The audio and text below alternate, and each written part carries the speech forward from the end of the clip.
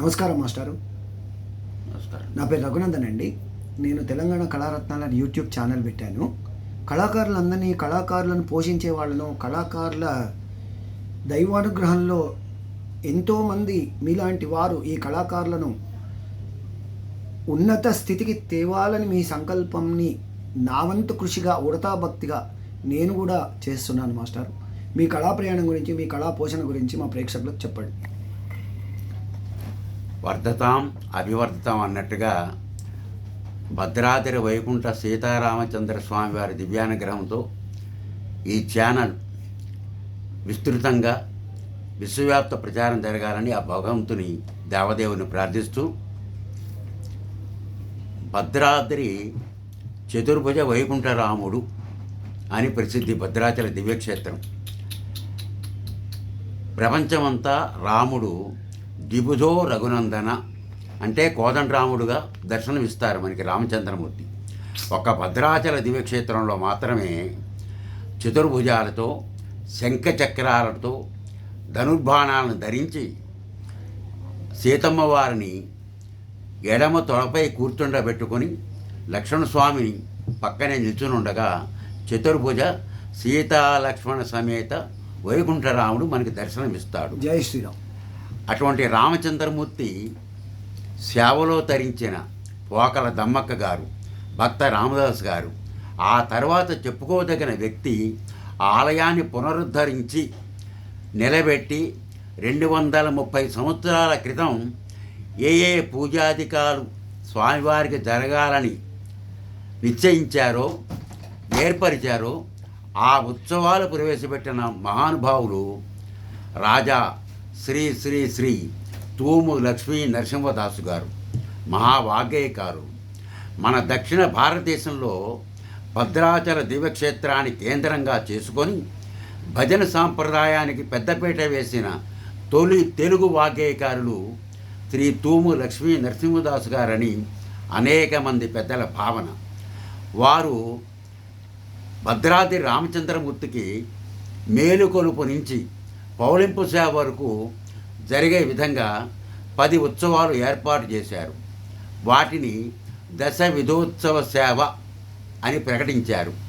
ఆయా ఉత్సవాల్లో ఉదయం మేలుకొన్నప్పటి నుంచి రాత్రి పౌలింపు సేవ వరకు మేలుకొలుపు, ప్రబోధ ఉత్సవం, లేచిన తర్వాత దంతధావనోత్సవం, ఆ తర్వాత స్నపనోత్సవం, స్నానం ఇత్యాది ఇట్లాగా 10 ఉత్సవాలు సాయంత్రం వరకు జరుగుతాయి.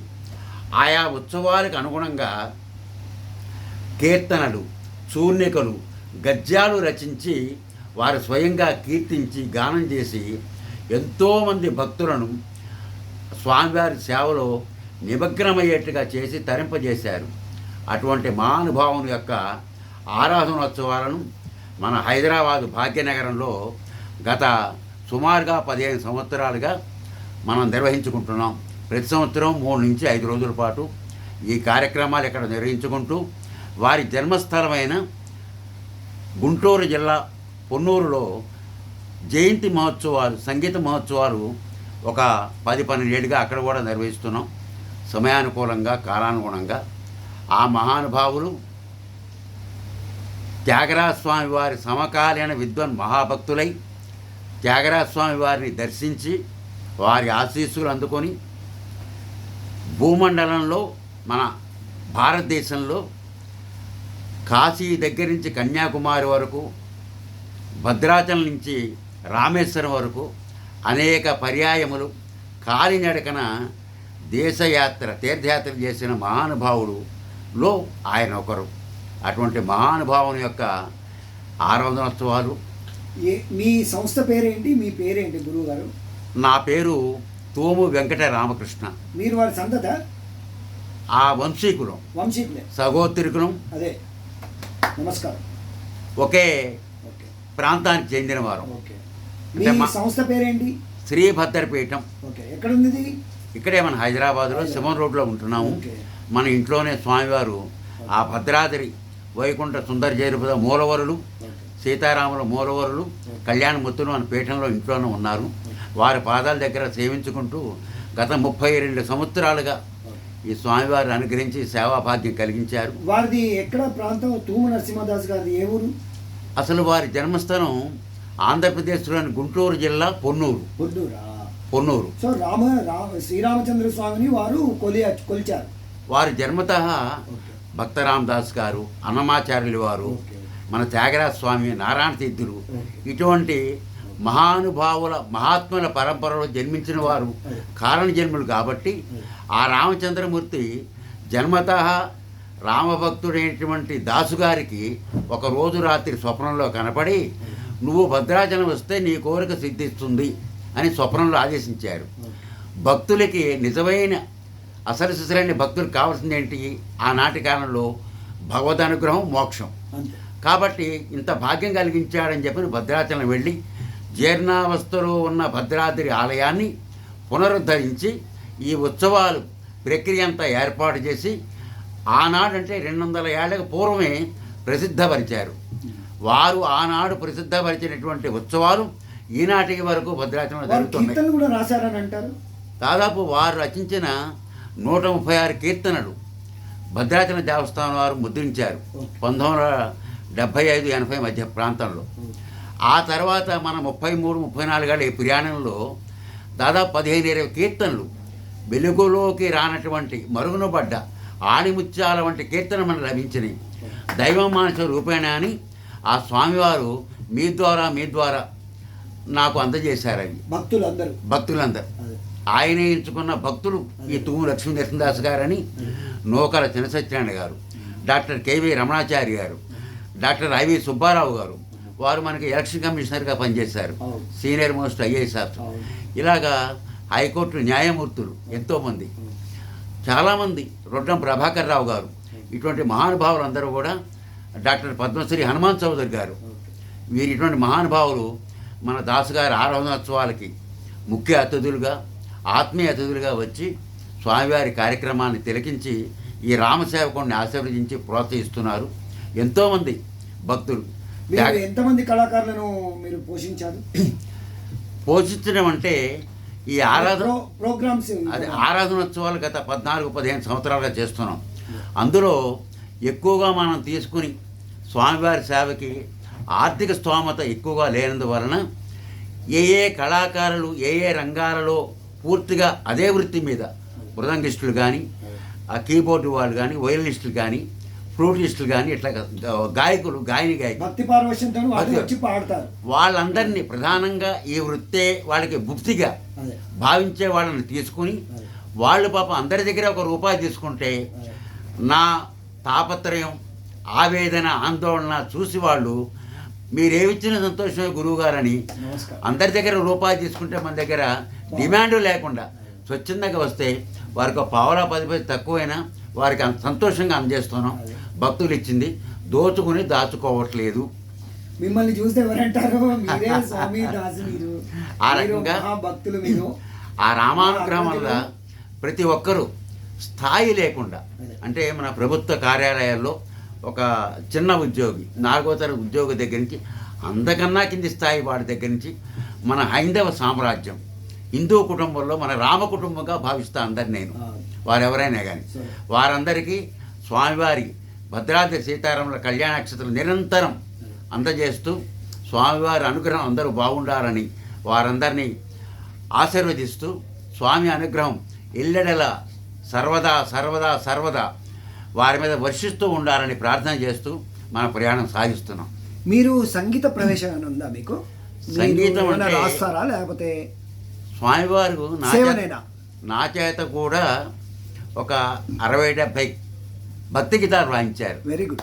అందులో జై శ్రీరామ్, భద్రాది రాముడు అనే మగుడంతో ఓకే భద్రాచలం రామచంద్రమూర్తి వారు రాయించి సీతారాములు వారు ఒళ్ళో కూర్చోబెట్టుకుని నా చేత రాయించారని నా భావన.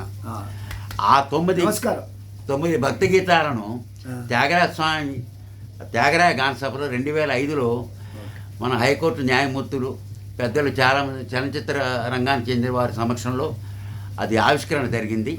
అది వేల మంది దాదాపు వింటున్నారు.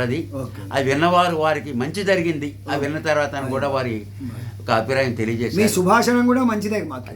ఆ రకంగా అనేక కార్యక్రమాలు నిరంతరం. ఇందులో ప్రధానమైన విషయం ఏంటంటే చిత్తం స్వామి పాదాల మీద నిష్కల్మషంగా శరణాగతితో ఉన్నది. కాకపోతే విత్తం ధనం లేదు అని ఎప్పుడు అనుకోను నేను. అంతే. మన దగ్గర నిలవ లేకపోయినా స్వామివారు స్వామి ఇస్తాడు.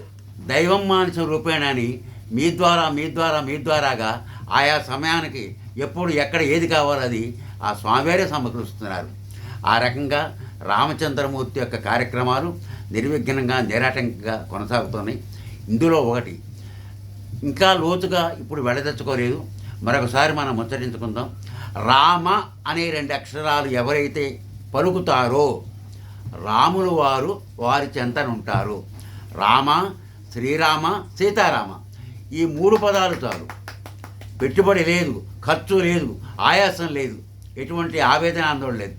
ఆ స్వామివారు మనకి రక్షా కవచంగా ఉండి సర్వకాల సర్వావస్థల యందు మన్ని చల్లగా కాపాడుతూ ఉంటారు. అటువంటి మహానుభావుడి యొక్క నామాన్ని వారిని స్మరించుకుంటూ వారిని సేవించుకుంటూ తరింపజేసుకునే మార్గాన్ని మనం అన్వేషిస్తూ ప్రయాణిస్తున్న ఈ శుభ సందర్భంలో మా చౌటి రఘునందన్ రావు గారు ఈ రకంగా ఆత్మీయంగా నేను అత్యంత సాధారణ వ్యక్తిగా ప్రయాణం చేస్తున్నా, నా మీద ఒక రాముడి యందు భక్తితో, నా మీద ఆత్మీయానురాగాలతో కూడిన ప్రేమతో ఈ రకంగా నన్ను ఇంటర్వ్యూ చేయటం అనేది మహదానందకరమైన విషయం. మరొక మారు అప్రతిహతంగా ఈ ఛానల్ విశ్వవ్యాప్తమై వేలాది లక్షలాది కోటాను కోట్ల మంది దర్శించాలని, సమాజానికి ప్రయోజనకరమైన అమృతులమైనటువంటి ఆణిముత్యాల వంటి పలుకులను అందరూ కూడా శ్రవణం చేసి ఆ భద్రాద్రి వైకుంఠ సీతారాముల దివ్యానుగ్రహంతో ధరించాలని, శాంతి సౌఖ్య సౌభాగ్యాలతో వర్ధిల్లాలని మనసా వాచా కర్మణ స్వామివారిని ప్రార్థిస్తూ స్వస్తి. ఇప్పుడు మీరు రాసినటువంటి కవితా సంపుటి ఏదైతే ఇవి పాటలు ఉన్నాయో మచ్చుకగా ఒక చిన్నగా మీరేమన్నా అంటే మొట్టమొదటిగా స్వామివారు రాయించింది రాముడండి రాముడు భద్రాద్రి రాముడు, రాముడండి రాముడు మన పాలిటి దేవుడు. ఈ పల్లవితోటి అన్ని చరణాలన్నీ కూడా వైకుంఠ రాముడండి కోరస్ ఏమంటే భక్తులందరూ భద్రాద్రి రాముడు, వైదేహి నాథుడండి భద్రాద్రి రాముడు, ఈ రకంగా వస్తుంది భజన సంప్రదాయం. ఆ రకంగా ఇదే మీరంటే కోరస్ అంటారు వాళ్ళు అంటారు. ఆ రకంగా 1-2 పాటలు, మిగతావన్నీ కూడా కొన్ని స్వామివారు. మీరు మరి తూము నరసింహదాస్ గారి ఇంకా దాన్ని ప్రోత్సహించడానికి మీరేమన్నా చేస్తున్నారా? కొత్త పాటలు ఏమైనా ఇంకా రాని దాన్ని ఏమైనా ట్యూనింగ్ చేయించడం కానీ అట్లాంటి ఏమైనా చేస్తున్నారు? అంటే వారు రచించిన ఏవైతే పాత 136 ఆయన ఉన్నారు శ్రీనివాస్ యాదవ్ అని చెప్పి సంగీత విద్వాంసులు ఉన్నారు. ఏవైతే వారు రచించిన 136 కీర్తనలు గతంలో దొరికినాయో 20-30 ఏళ్ల క్రితం, తర్వాత స్వామివారి అనుగ్రహం ఇందాక మీకు మనవి చేసినట్టుగా మరుగునబడ్డ కీర్తన స్వామివారు మీ ద్వారా మాకు పంపిస్తున్నారు. వీటన్నిటిలో మొత్తం ఇప్పటికి 54 కీర్తన రికార్డింగ్ అయింది. Very good. బడలి పన్నారాయణ గారని సంగీతంలో మంచి నిష్ణాతులు, చిన్న వయసులోని. ఆయన ఒక శివుడు ముందు నందీశ్వరుడు, రామచంద్రమూర్తి ముందు హనుమంతుల వారిలాగా ఈ రామసేవకుడికి సహకరిస్తున్నారు. ఆ గాయకులు నిత్య గారు, ఉష గారు, నిత్య సంతోషిని, ఇటువంటి చాలామంది, డివి మోహన్ కృష్ణ గారు, డాక్టర్ వైద్యసు బాలసుబ్రహ్మణ్యం గారు, మహానుభావులు అందులో పాడారు. అందరూ చంద్రబాబు గారు, చాలామంది ప్రేమతో ఆత్మీయతో. మీకు మిమ్మల్ని చూస్తేనే కాళ్ళకు దండం పెట్టబుద్ధి అవుతుంది. అది వారి మీ భక్తి సంస్కారం కానీ నాలో ఎటువంటి గొప్పతనం లేదు.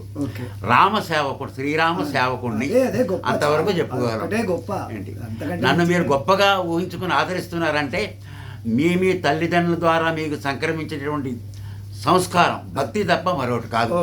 నాలో ఎటువంటి గొప్పతనం లేకపోయినా మీ భక్తి. సంగీత ప్రవేశం ఏమైనా ఉందా మీకు? సంగీతం అంటే మాది పెద్ద కుటుంబం, అంటే 9 అక్కయ్యలు, 9 అన్నదమ్ములు. మా తండ్రి గారు మా చిన్నప్పుడు అంటే 60-65 ఏళ్లకు పూర్వమే మా అక్కయ్య గారికి సంగీతం నేర్పించడం కోసం మా పక్క గ్రామం నుంచి ఒక సంగీత మాస్టర్ పిలిపించేవారు. నాన్నగారు పట్వారీ కావటం వల్ల కొద్దిగా భూస్వాములు అది అవటం వల్ల ఒక మంచితనం పేరు, దొరతనం లేదు అక్కడ, ఒక డొల్లతనం లేదు, ఒక ఆత్మీయత ప్రేమ, అంత గొప్పవారు అనేవారు. మా తండ్రి గారి ఆత్మీయంగా వారు వచ్చి. మీ నాన్నగారి పేరేంటి? తూము వెంకట సత్యనారాయణరావు గారు. తూము వెంకట సత్యనారాయణరావు. సో మీరు ఇంకా ఈ రామసేవకుని లాగా మీరు ఇంకా దిగ్దిగంతాలకు వ్యాపించి ఆ రాముల వారి ఆ పాదుకలను ఇంకా విశ్వవ్యాప్తం చేసి మా అందరికీ రాముని శ్రీరామచంద్రమూర్తి దర్శన భాగ్యం కల్పిస్తారని, ఇంకా ఎంతో భక్తి పారవశ్యంతో మీ జీవితాన్ని ఇంకా ప్రజలకు ఈ కళాపోషణకు అంకితం చేస్తారని భావిస్తూ నాకు మీరు టైం కేటాయించి ఇంటర్వ్యూ ఇచ్చినందుకు ధన్యవాదాలు. మా ఛానల్ గురించి మీ అభిప్రాయం చెప్పండి. ఇందాక మనం చేసినట్టుగా తప్పకుండా ఒక సత్సంకల్పం ఎప్పుడు కూడా భగవంతుడు నిర్వహిస్తాడు. అయితే ముందు కొన్ని చిన్న చిన్న ఆటంకాలు ఎదురవుతాయని పెద్దలు చెప్పారు. ప్రారబ్ధ మొత్తమ గుణాహన పరిత్యజంతి. మనం ఏ పని మొదలుపెట్టినా సత్సంకల్పంతో సద్భావనతో జనరంజకమైనది కానీ సమాజానికి ఉపయుక్తమైన ఏ పని మొదలుపెట్టినా ఆటంకాలు మొదలవుతాయిట. ఎందుకంటే ప్రశ్నాపత్రం ఆయనే ఇస్తాడు భగవంతుడు. అందులో ఏది రాయాలి జవాబు తోచదు మనకి. ఆ జవాబుని స్ఫురింపజేసేది ఆయనే. ఆ జవాబు ప్రశ్నలకి జవాబులు ఆయనే వ్రాయించి ఆయనే 100కి 100 మార్కులు వేసి మన్ని ఉన్నతులుగా తీర్చిదిద్దుతాడు. అందుకు మనం ఓపిక సహనం కావాలి మన ప్రయాణంలో. ఇవాళ మీరు ప్రారంభించిన ఈ ఛానల్ మరి రామానుగ్రహం వల్ల ఇవాళ 1, 2, 3 అంకెలు దాటి 5 అంకెలు 500 మంది పైగా శ్రోతలు వీక్షకులు దాదాపు, అలాగే ఇందాక నేను ఆకాంక్షించినట్టుగా వేల లక్షల కోట్ల మందికి ఇది చేరుతుంది. జై శ్రీరామ్. తప్పకుండా విజయం చేకూరుతుంది. రామ, శ్రీరామ, సీతారామ అనే ఈ 3 పదాలతోటి మనకి సకల శుభాలు, సకల మంగళాలు, సకల విజయాలు చేకూరుతాయి. శుభం భూయాత్. విజయోస్తు. నమస్కారం. ఓకే ఫ్రెండ్స్, గురువు గారు తూము నరసింహదాసు వారి కుటుంబ సంతతి ఇప్పటికీ 300 సంవత్సరాల మా గురువుగారు మన తెలంగాణ కళారత్నాలకు వారి ఆశీర్వచనం ఇచ్చారు. రామ, శ్రీరామ, సీతారామ. Thank you. నమస్తే. కామెంట్ చేయండి, ఆశీర్వదించండి. Thank you very much. నమస్కారం.